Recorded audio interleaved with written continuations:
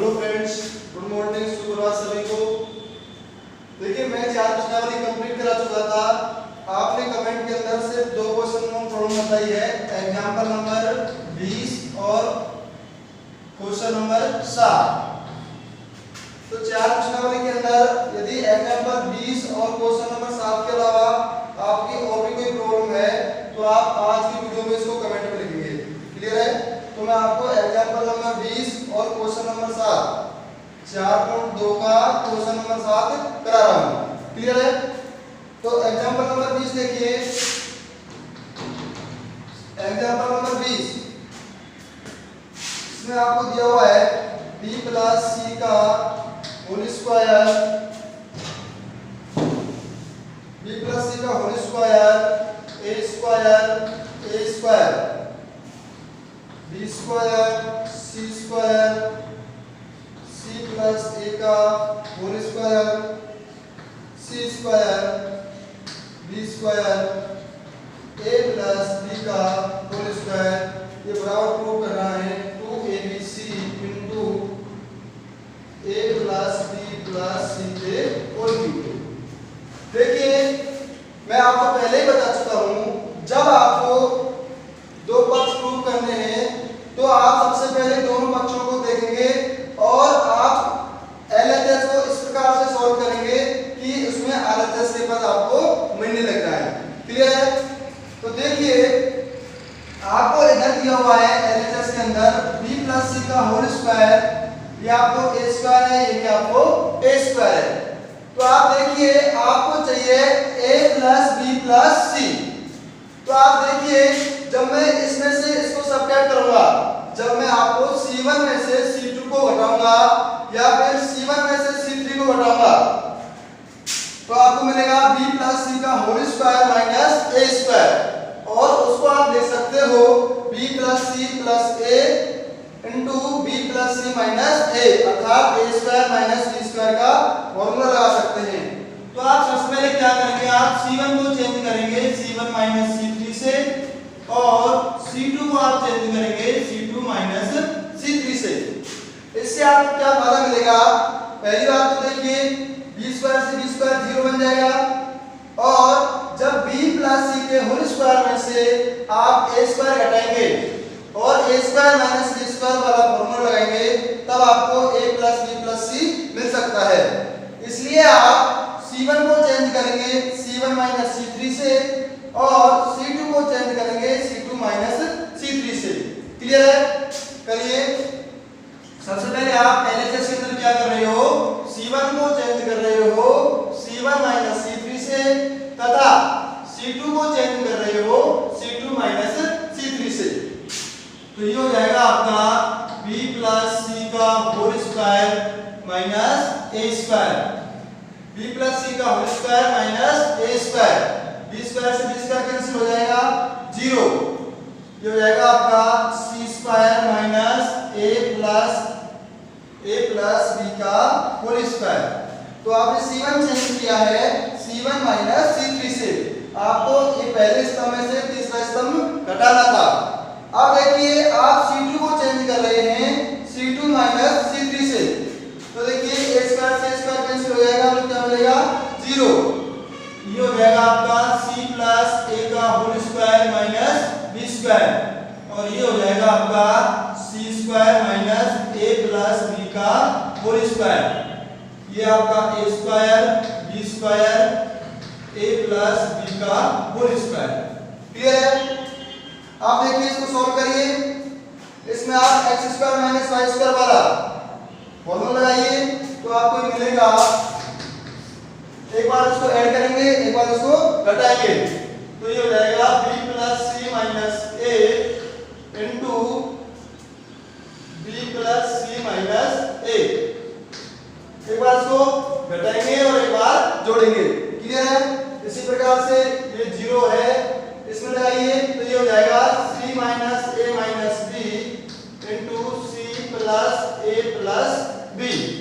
एक बार इसको जोड़ेंगे और एक बार घटाएंगे, ये हो जाएगा आपका 0। इसको देखिए क्या आएगा, c plus a minus b into c C plus A plus B। इसी प्रकार से देखिए ये हो जाएगा C plus A plus B into C minus A minus B। Clear है? अब देखिए ये आपका a स्क्वायर है, ये b स्क्वायर है, ये a प्लस b का होल स्क्वायर है। क्लियर है? तो मैंने क्या किया है, तो आपको a square minus c square वाला फॉर्मूला है उसको सिर्फ खोल के रखा है। अब देखिए आप C1 में देखिए a plus b plus c, a plus b plus c ये 0 है, तो आप आसानी से C1 में से क्या कॉमन ले सकते हो, a plus b plus c। इसी प्रकार से आप C2 में देखिए यहाँ पे भी a प्लस b प्लस, यहाँ से देखिए a plus b plus c है, इधर भी a plus b plus c है, और 0 में से भी आप a plus b plus c common ले सकते हैं।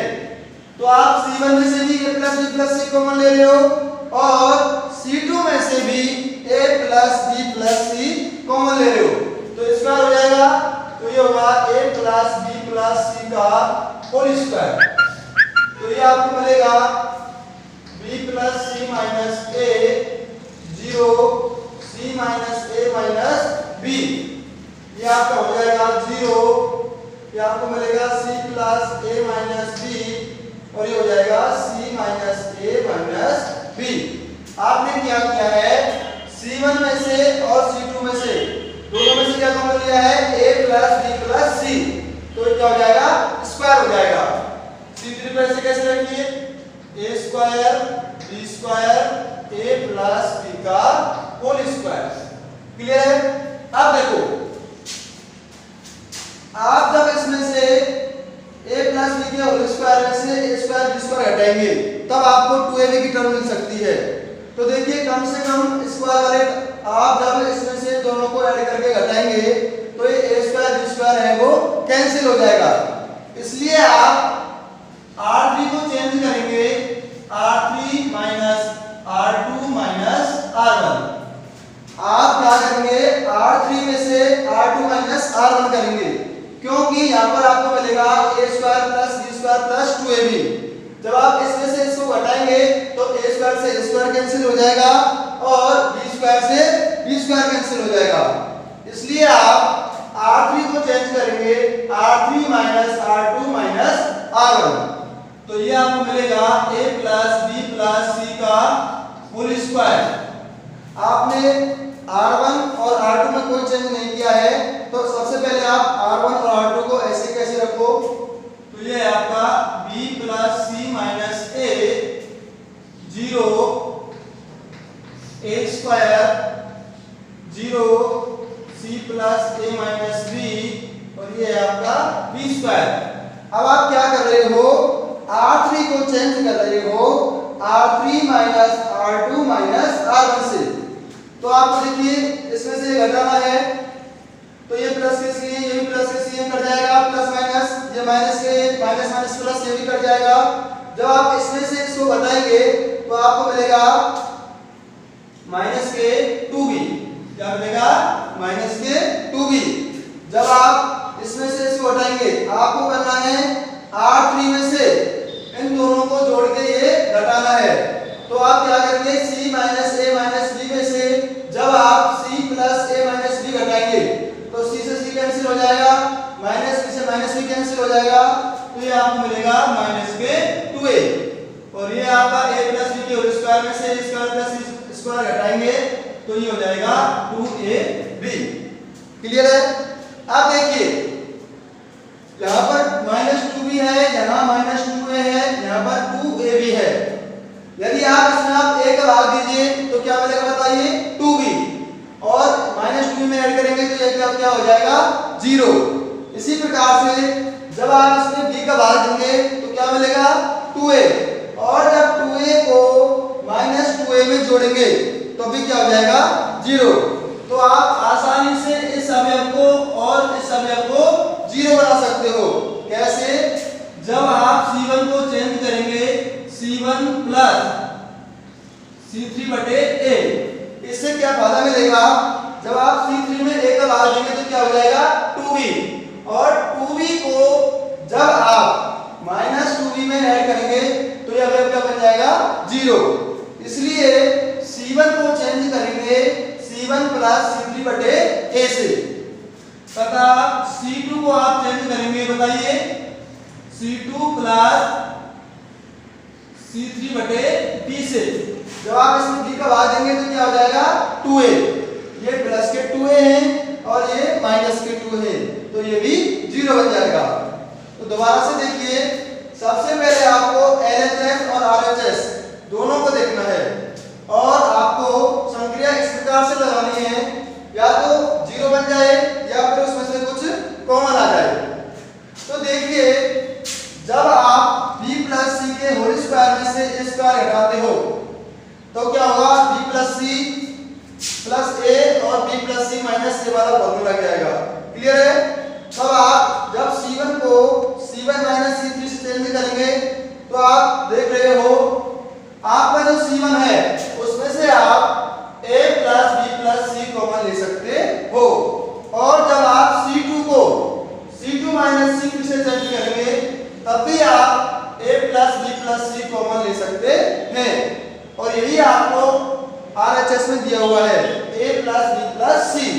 तो इसलिए मैंने C1 को चेंज किया है C1 माइनस C3 से और C2 को चेंज किया है C2 माइनस C3 से। क्लियर है? आप देखिए, मैंने C1 में से a plus b plus c और C2 में से भी a plus b plus c common लिया है, तो दोनों को गुणा करेंगे तो ये स्क्वायर हो जाएगा। क्लियर है? तो ये आपका C1 मिलेगा, ये हो जाएगा C2, ये आपका C3। अब देखिए, जब आप R3 को चेंज करते हैं, हम ऐसा क्यों कर रहे हैं? देखिए, जब यहाँ पर इसको खोलेंगे तो आपको मिलेगा a square plus b square plus 2ab, और जब आप इन दोनों को जोड़ के इसमें से घटाएंगे तो ये a स्क्वायर b स्क्वायर तो कम से कम कट ही जाएगा। इसलिए आप R3 को चेंज कर रहे हो R3 minus R2 minus R1 से, तो ये आपको R3 चेंज हो जाएगा माइनस 2b माइनस 2a और 2ab। अब देखिए, आप इसको भी 0 बना सकते हो और इसको भी 0 बना सकते हो। कैसे? जब आप 2ab में किसका भाग देंगे a का, तो क्या मिलेगा 2a, और 2a को जब आप इसमें ऐड करेंगे, जब आप 2a को 2b को आप जब माइनस 2b में ऐड करेंगे तो अभी क्या हो जाएगा 0। तो इसलिए आप C1 को रिप्लेस करेंगे C1 plus C2 C3 upon a से, तथा C2 को आप चेंज करेंगे C2 प्लस C3 बटे b से, तो आपको मिलेगा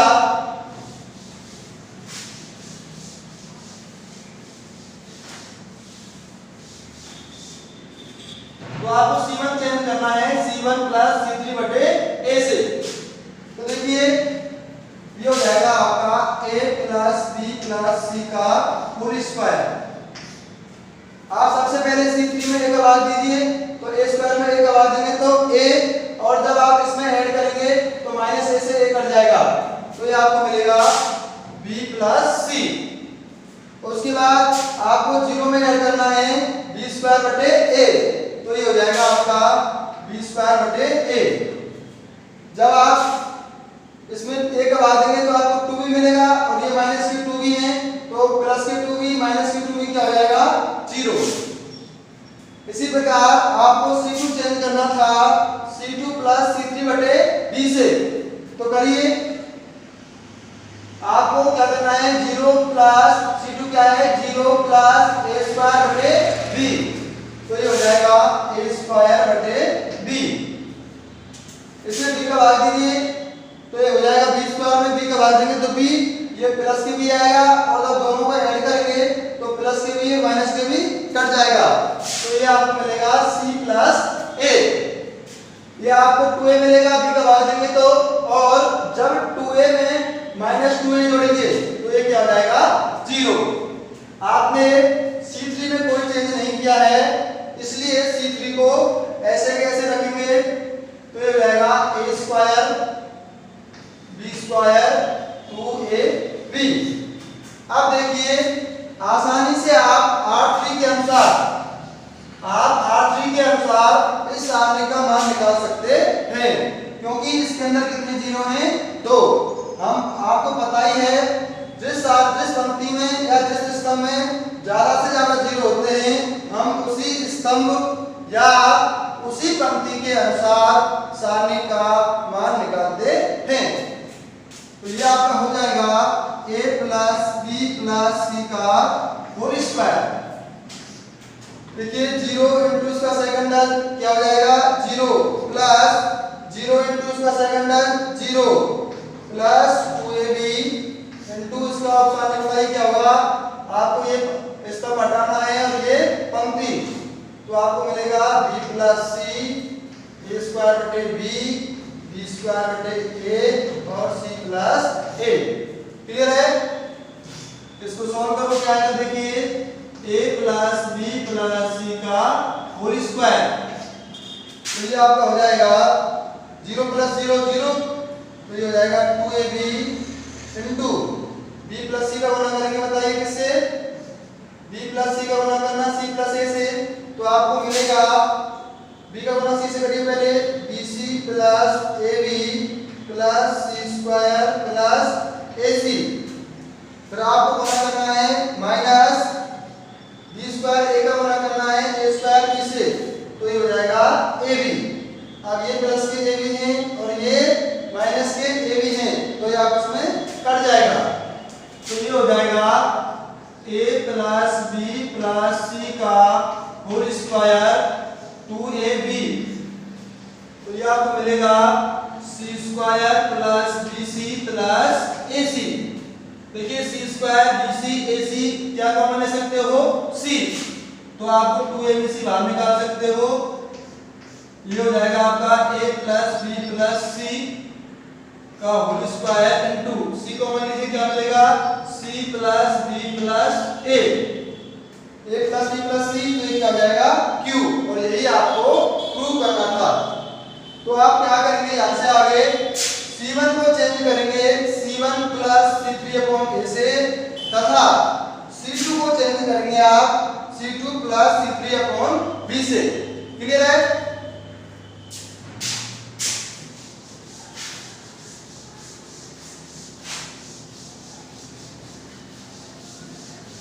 देखिए एक भाई साहब का कमेंट आया था एग्जांपल नंबर 21 के अंदर। एग्जांपल 21 में आया था कि माइनस कहां से आया, तो मैंने आपको बताया था जब दो स्तंभों को आपस में बदलते हैं, जब दो स्तंभों को आपस में बदलते हैं तो क्या होता है? माइनस का साइन बाहर आ जाता है। क्लियर है? जो क्वेश्चन नंबर 21 से पूछा है कि माइनस कहां से आया, तो माइनस कैसे आया? आपने c1 और c2 को क्या किया है? चेंज किया है, इसलिए माइनस बाहर आ गया। अब आपका जो लास्ट क्वेश्चन था क्वेश्चन नंबर 7, क्वेश्चन नंबर 7 देखिए,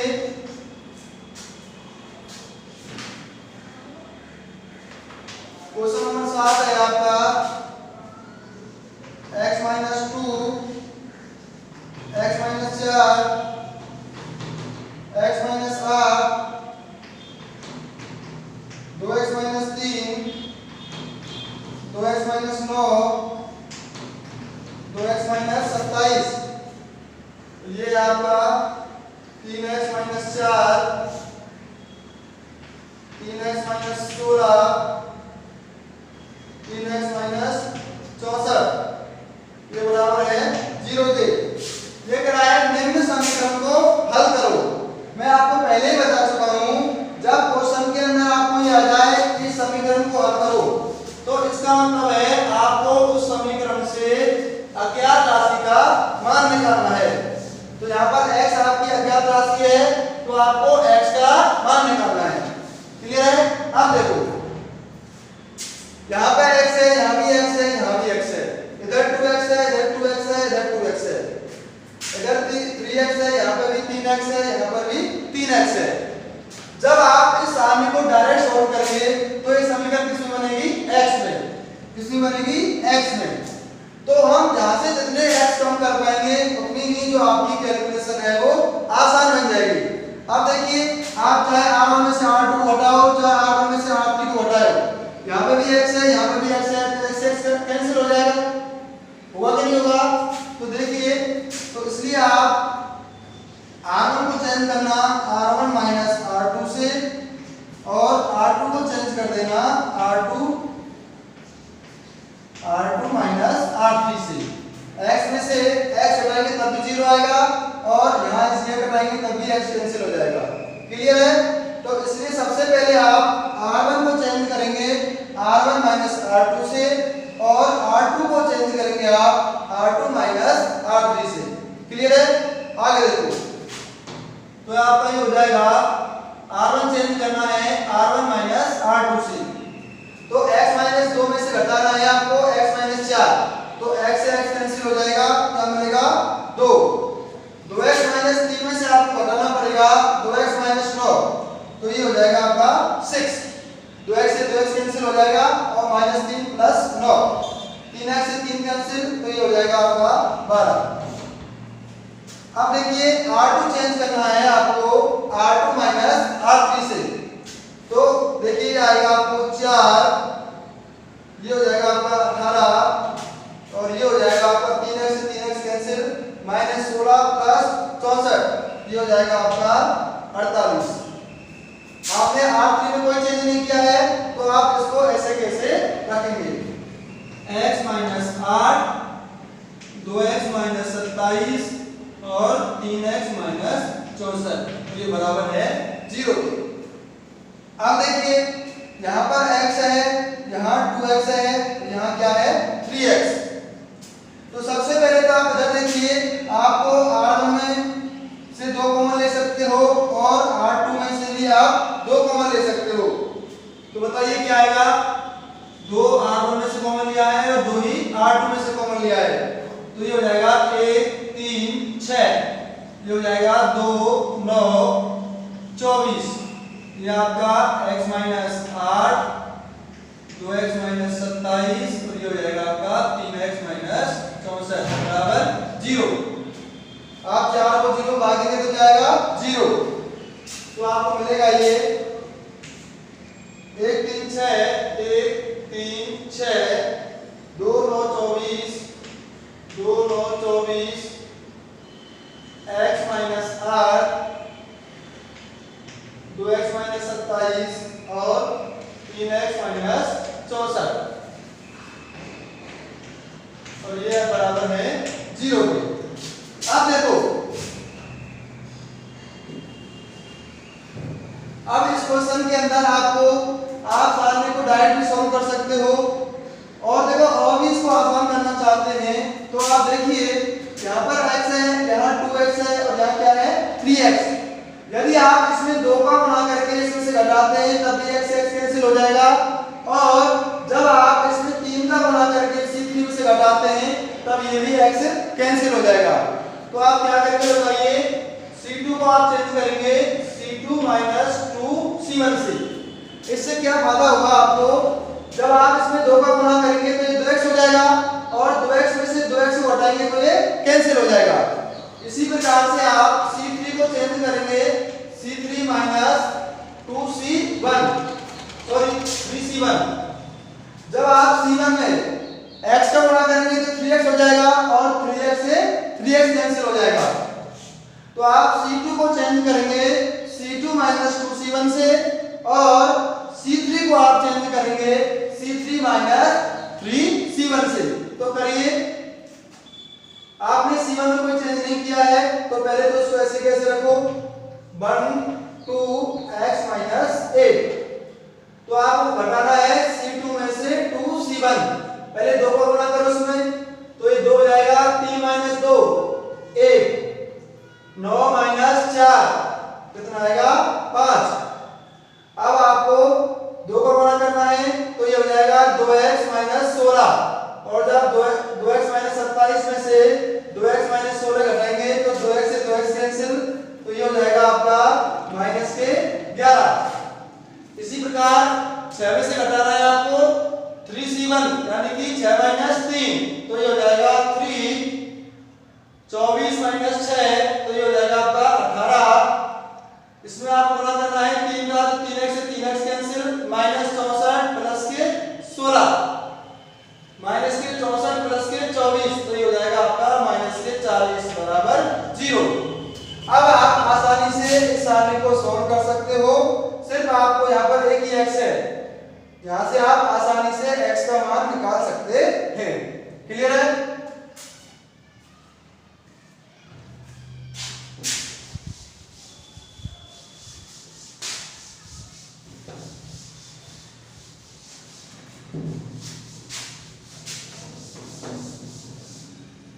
अब देखिए आपकी नई प्रश्नावली स्टार्ट कर रहे हैं आज हम, जिसका नाम है व्युत्क्रमणीय आव्यूह एवं समीकरण निकाय। व्युत्क्रमणीय आव्यूह एवं समीकरण निकाय।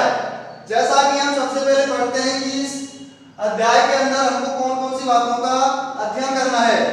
तो सबसे पहले देखिए आपको पढ़ना क्या क्या है इसमें। सबसे पहले आप पढ़ेंगे इसमें व्युत्क्रमणीय आव्यूह। व्युत्क्रमणीय आव्यूह, व्युत्क्रमणीय आव्यूह सबसे उसको इंग्लिश में बोलते हो non singular matrix. Non singular matrix. उसके बाद आप पढ़ोगे अव्युत्क्रमणीय आव्यूह।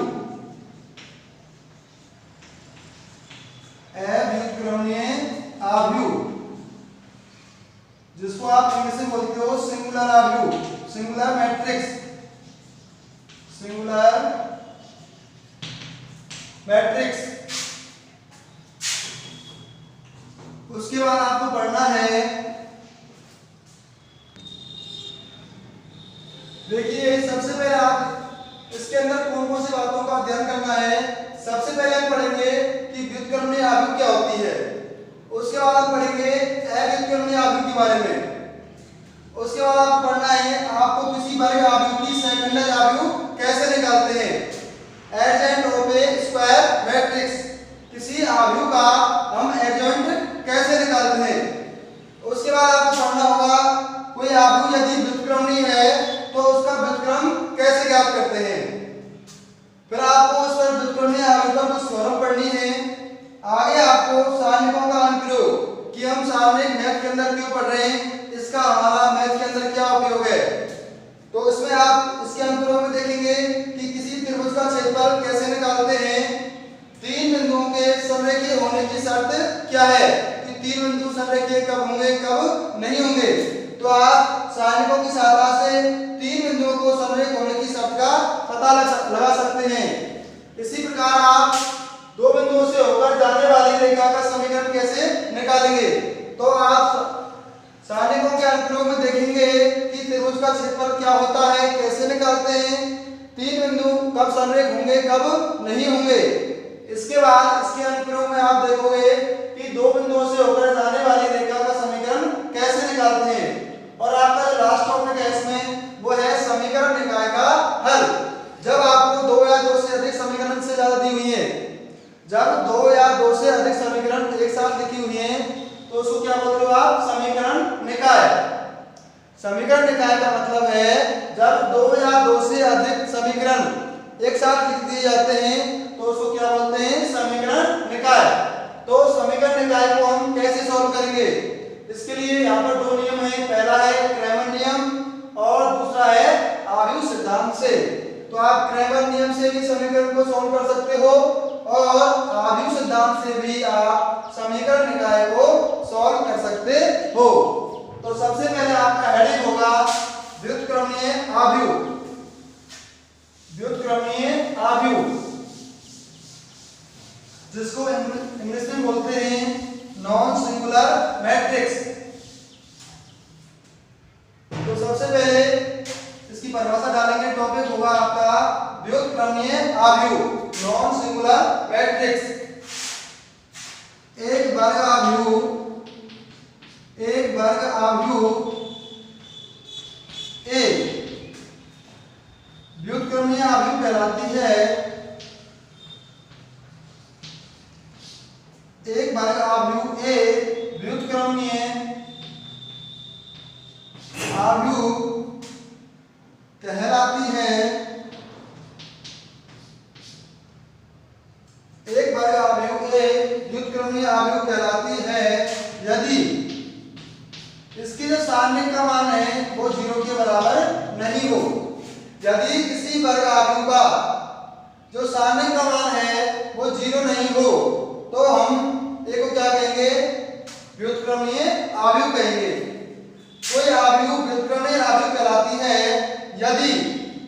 सारणिक का मान 0 नहीं हो, 0 के अलावा और कुछ होना चाहिए, चाहे प्लस में हो चाहे माइनस में हो, लेकिन क्या नहीं होना चाहिए, 0 नहीं होना चाहिए। एग्जांपल देखिए, ये आपका 2 4 3 8, ये आपके सामने कोई अवयव है, आपको अवयव दी हुई है a बराबर 2 4 3 8।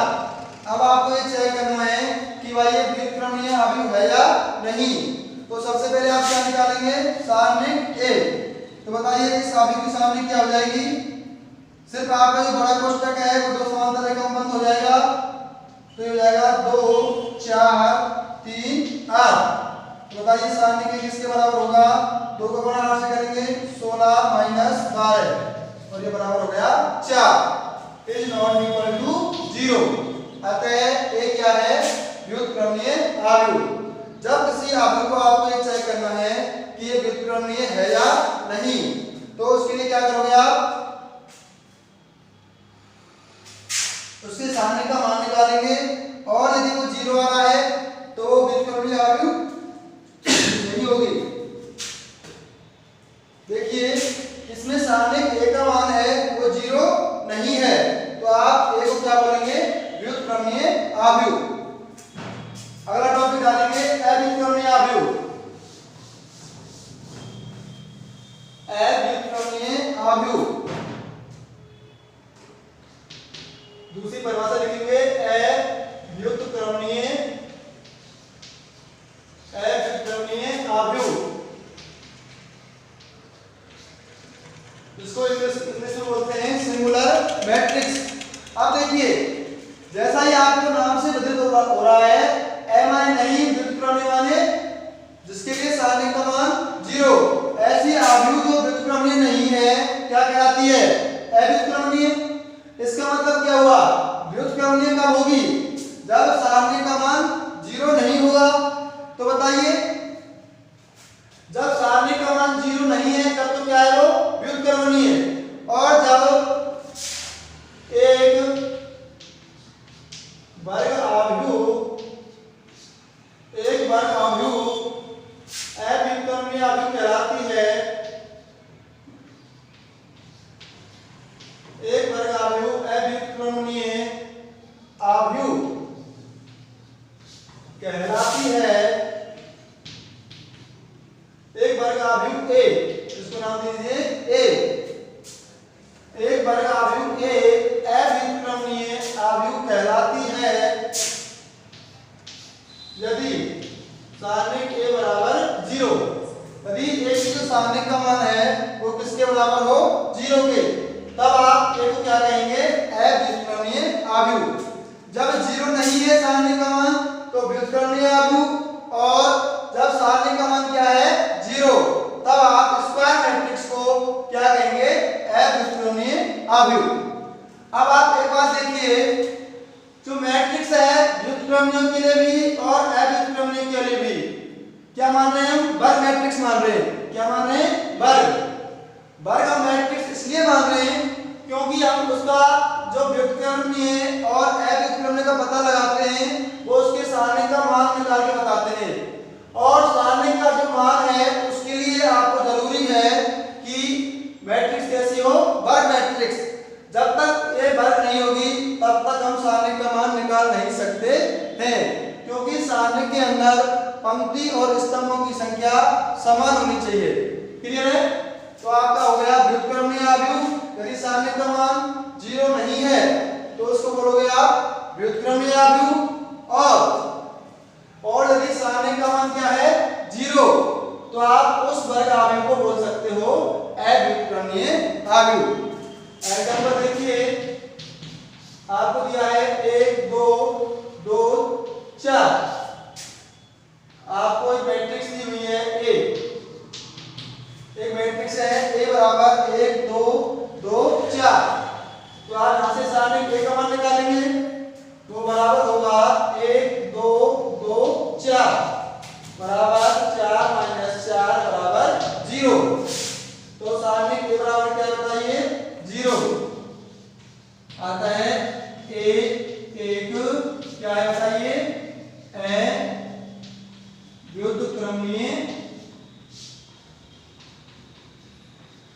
अवयव है। अतः ये एक अव्युत्क्रमणीय अवयव है।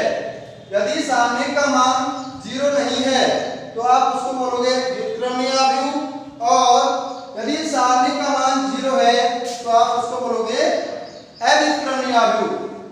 0 नहीं है तो व्युत्क्रमणीय अवयव, और सारणिक का मान 0 है तो उसको अव्युत्क्रमणीय अवयव। क्लियर है? अगला टॉपिक डालेंगे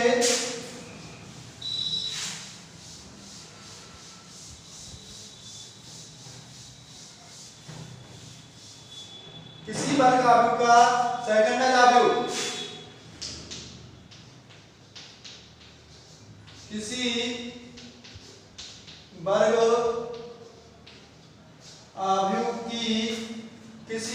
अवयव की सहखंडज अवयव,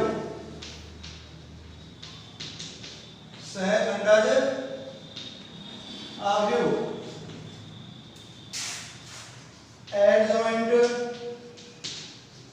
adjoint matrix of a square matrix,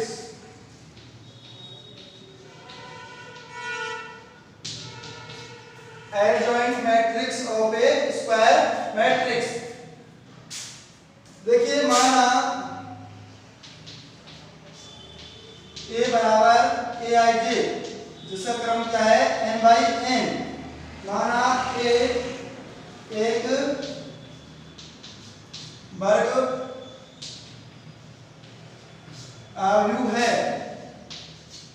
माना A एक क्या है वर्ग अवयव, जिसके अवयव क्या है aij, जिसका क्रम क्या होता है ये n/n।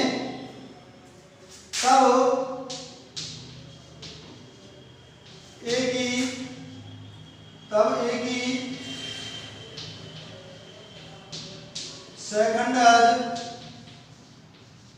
अवयव को adjoint of A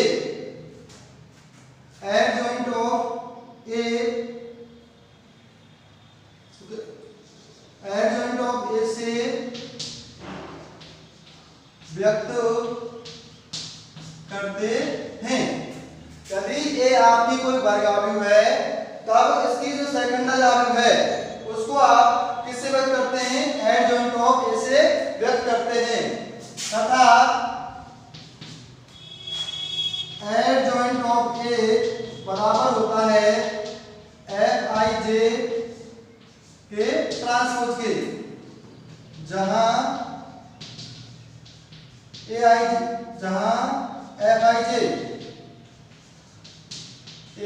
का क्या है बताइए, सहखंडज। क्या है सहखंडज। देखिए माना A आपकी कोई क्या है वर्ग मैट्रिक्स है, तब इसकी सेकंडज अवयव को आप किससे व्यक्त करते हैं, एडजॉइंट ऑफ A से व्यक्त करते हैं, जहां आपकी जो एडजॉइंट ऑफ A है वो बराबर होती है Fij के ट्रांसपोज के, जहां पर Fij क्या होता है ये Aij का सहखंडज। Fij बताओ क्या होता है, Aij का सहखंडज। क्लियर है? तो इसका मतलब ये हुआ आप A के प्रत्येक अवयव को उसके सहखंडज से चेंज करेंगे, और चेंज करने के बाद आपको जो अवयव मिलेगी उसका क्या ले लेंगे, ट्रांसपोज। तब आपको A की क्या मिलेगी, एडजॉइंट मैट्रिक्स, सहखंडज अवयव। दोबारा से सुनेंगे, जब आपको किसी अवयव की सहखंडज अवयव निकालनी हो, जब आपको किसी वर्ग अवयव की सहखंडज अवयव निकालनी हो, तो आप उस अवयव के उस मैट्रिक्स के प्रत्येक अवयव को उसके सहखंडज से रिप्लेस करेंगे, और रिप्लेस करने के बाद आपको जो मैट्रिक्स मिलेगी उसका ट्रांसपोज लेने पर आपको जो मैट्रिक्स मिली है वो A की क्या होगी, सहखंडज अवयव। क्लियर है? एग्जांपल देखिए, सपोज आपको एक मैट्रिक्स दी है A बराबर 2 4 -1 6। आपको इसकी सेकंडज अवयव निकालनी है, तो आप सबसे पहले बताओ क्या करेंगे, इसके प्रत्येक अवयव को सेकंडज से चेंज करेंगे। 2 की जगह पर इसका सेकंडज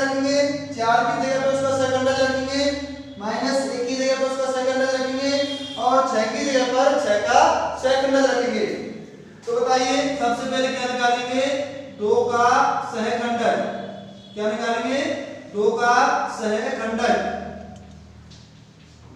बताओ 2 का सहखंडन कैसे निकालेंगे? सबसे पहले आप तो दो चिन्ह लगाएंगे। सबसे पहले तो प्लस का आएगा या माइनस का आएगा?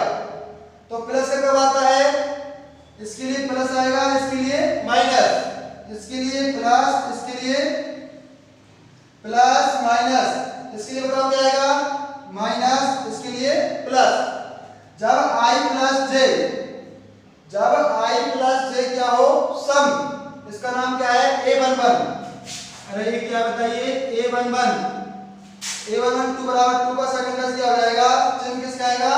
प्लस का, और इसकी उपसारणी। भाई सेकंड कैसे निकालते हैं? चिन्ह गुणा उसकी उपसारणी। सबसे पहले चिन्ह आता है i प्लस जे के अनुसार। ये कौन सा अवयव है? a11 वाला। तो a को ले कितना हो गया? 2। तो इसके लिए चिन्ह किसका आएगा? प्लस का। और उपसारणी के लिए क्या करेंगे? 2 जिस पंक्ति में आ रहा है और जिस स्तंभ में आ रहा है उसको हटाएंगे। तो हटाइए, इस पंक्ति को हटा दीजिए, इस स्तंभ को हटाइए, तो क्या मिलेगा? 6। तो ये बराबर हो जाएगा 6 के।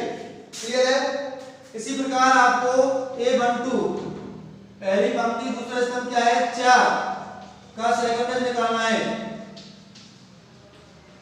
इसका सेकंड निकालना है तो सबसे पहले चिन्ह लगाएंगे। देखिए 1 और 2 कितना हो गया? 3। जब i प्लस जे विषम है तो चिन्ह किसका आएगा? माइनस का, इनटू इसकी उपसारणी। अब देखिए आप 4 जिस पंक्ति में आ रहा है और जिस स्तंभ में आ रहा है उसको हटाइए। ये पहली पंक्ति में आ रहा है और दूसरे स्तंभ में आ रहा है, तो ये क्या मिलेगा आपको? माइनस के 1। क्या मिलेगा? माइनस के 1। तो देखिए, तो ये हो जाएगा आपका -1 को लिख सकते हो -1 बराबर 1। क्लियर है? तो a11 का सेकंडन है, यानी कि 2 का सेकंडन हो जाएगा आपका 6। और आपका जो a12 है, तो 4 a12 क्या है? 4। तो इसका सेकंडन हो जाएगा सबसे पहले चिन्ह इंटू उसकी उपसारणी। चिन्ह आएगा i प्लस जे के अनुसार। तो देखिए 1 प्लस 2 कितना हो जाएगा? 3। और 3 क्या है? विषम, इसलिए चिन्ह किसका आएगा? माइनस का। अब आपको इसकी उपसारणी करनी है। उपसारणी के लिए आप 4 जिस पंक्ति में आ रहा है और जिस स्तंभ में आ रहा है उसको हटाएंगे। तो आप पहली पंक्ति हटानी है आपको और पहला स्तंभ। तो बताइए क्या बनेगा? -1। इसका मान आप जानते ही हो कितना होता है? -1। तो माइनस माइनस प्लस। इसी प्रकार आप a21 हो गया आपका -1 का सेकंड बताइए क्या होगा? सबसे पहले चिन्ह देखिए 2 प्लस 1 3, तो किसका चिन्ह आएगा? माइनस का। अब -1 जिस पंक्ति में आ रहा है और जिस स्तंभ में आ रहा है उसको हटाइए, तो आपको मिलेगा 4। तो ये हो जाएगा -4।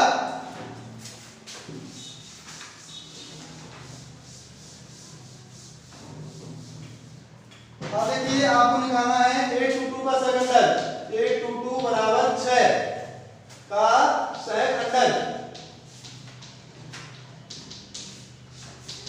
a22 का सहखंडन के लिए सबसे पहले चिन्ह लगाएंगे। चिन्ह किसका आएगा? 2 प्लस 2 4। समय तो चिन्ह किसका आएगा? प्लस का। अब 6 जिस पंक्ति में आ रहा है और जिस स्तंभ में आ रहा है उसको हटाइए। 6 देखिए दूसरी पंक्ति में है और दूसरे ही स्तंभ में है, तो आपको मिलेगा 2 और ये बराबर हो जाएगा 2 के। तो देखिए मैं कह रहा था किसी वर्ग आव्यूह की सहखंडज आव्यूह निकालना। माना एक वर्ग आव्यूह है, तब एक ही जो सहखंडज आव्यूह है उसको आप एडजॉइंट ए से व्यक्त करते हो। अब देखिए जहां एडजॉइंट ए बराबर होता है Fij के ट्रांसपोज के, और आपका जो Fij है, Fij क्या है? Aij का सहखंडन। तो आपको करना क्या है? जब किसी आव्यूह की सहखंडज आव्यूह निकालनी हो तो आप उसके प्रत्येक अवयव को उसके सहखंडज से रिप्लेस करेंगे। तो सबसे पहले मैं 2 का सहखंडज ज्ञात कर रहा हूं, क्या है? 4 का सहखंडज क्या है? -1 का सहखंडज क्या है? और 6 का सहखंडज क्या है? जो आपने निकाल लिया है। तो बताइए की पहले बात बताइए, ए की सेकंड आर्ग्यूमेंट क्या होगी? एडजॉइंट ऑफ ए बराबर, अब 2 का सेकंड क्या हो जाएगा? 6, 4 का सेकंड क्या होगा? 1, उसके बाद -1 का सेकंड क्या होगा? 4, और 6 का सेकंड क्या हो जाएगा? 2, और उसको क्या ले लेंगे? ट्रांसपोज। क्या ले लेंगे? ट्रांसपोज। ट्रांसपोज का मतलब है सभी पंक्तियों को स्तंभों में तथा स्तंभों को पंक्तियों में। तो एडजॉइंट ऑफ ए बराबर हो जाएगा 6 1 4 2। पहली पंक्ति है वो पहले स्तंभ में चली जाएगी और दूसरी पंक्ति है वो दूसरे स्तंभ में चली जाएगी। तो देखिए, तो आप क्या करेंगे? पहली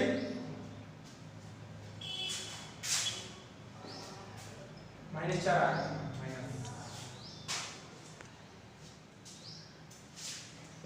माना ये आपकी कोई वर्ग मैट्रिक्स है, तब इसकी जो सेकंड आर्ग्यू है उसको आप एडजॉइंट ए से व्यक्त करते हो। तो क्या करेंगे आप? एडजॉइंट ए बराबर होता है एफ आई जे का ट्रांसपोज, और जहां एफ आई जे क्या है? ए आई जे का सेकंडर। तो आप किसी आव्यूह की सेकंडर आव्यूह निकालने के लिए आप उस आव्यूह के प्रत्येक अवयव को उसके सेकंडर से रिप्लेस करेंगे। उसके बाद उसका क्या ले लेंगे? ट्रांसपोज। तो आपको क्या मिलेगी?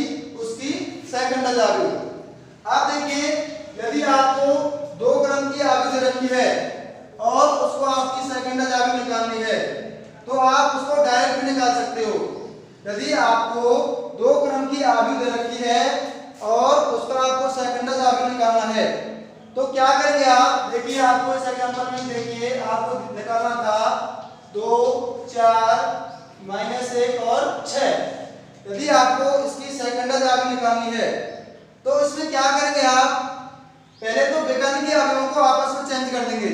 यदि आपको डायरेक्ट सेकंड आव्यूह निकालनी है तो सबसे पहले विकर्ण के अवयवों को चेंज कर दीजिए, तो हो जाएगा 6 और 2।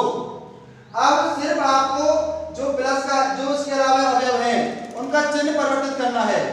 तो ये माइनस का 1 है तो प्लस का 1 हो जाएगा, ये प्लस के 4 है तो ये माइनस के 4 हो जाएगा। ये सिर्फ नियम है जब आपको जब आव्यूह 2 क्रम की दे रखी हो। यदि जब आपको 2 क्रम की आव्यूह दे रखी हो तब आप आसानी से उसका सेकंडर निकाल सकते हो। तब आप क्या करेंगे? विकर्ण के अवयवों को आपस में चेंज करेंगे और इसके अलावा जो अवयव बच रहे हैं उनका चिन्ह परिवर्तन करेंगे। सिर्फ जैसे ये -1 का है तो प्लस का हो जाएगा और ये 4 है तो ये -4 हो जाएगा। ये रूल सिर्फ तब फॉलो करेंगे जब आपकी आव्यूह 2 बाई 2 क्रम की है। क्लियर है? ओके।